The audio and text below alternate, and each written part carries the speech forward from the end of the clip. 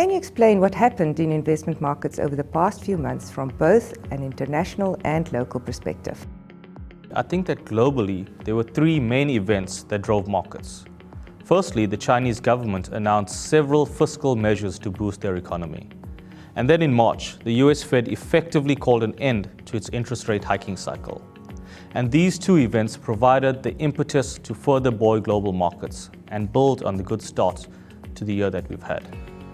The third event was the reignition of the trade war between the US and China, which spooked markets, given its potential impact on already slowing global growth.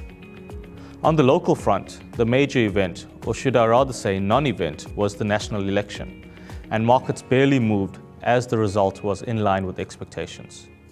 Markets are now looking forward to government to enact reforms to decisively tackle the problems at state-owned enterprises and unlock the growth potential of the country.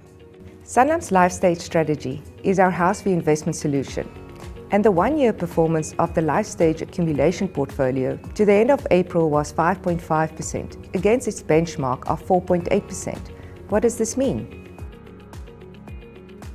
I think at the outset, it's probably worth highlighting that the past 12 months consist of a forgettable end to 2018 and a positive start during 2019. And this has balanced out to produce a mid-single-digit return that is slightly ahead of inflation. And while this is much better than what we experienced in 2018, the absolute level is still disappointing for long-term investors. The benchmark is essentially our compass, as it provides direction for the long term. And we believe that simply focusing on outperforming the benchmark will keep us honest in our objective of delivering returns to clients, not just over the shorter term, but over the longer term. Our outperformance came predominantly through two levers.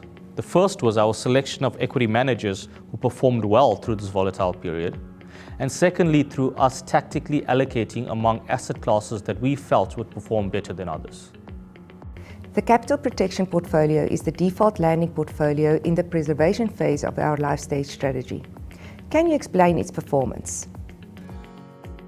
So the capital protection portfolio returned around 7.5% per annum over the past 3 years, which is around 3% ahead of inflation. I think that this is a really good outcome given that the fund aims to strike a balance between two often conflicting objectives, which are to provide full downside protection in falling markets, as well as being able to participate in growth when markets are rising. Do you expect the low returns of the past 5 years to persist? I think that we are seeing slowing growth globally and need to recognize that we are in a new normal. We simply cannot expect those double-digit returns that we grew accustomed to a decade or two ago. And if I could use a well-worn cricket analogy, given that we are in the middle of a World Cup, we'd rather take those singles and twos in these tough economic conditions than to try to clear the boundary.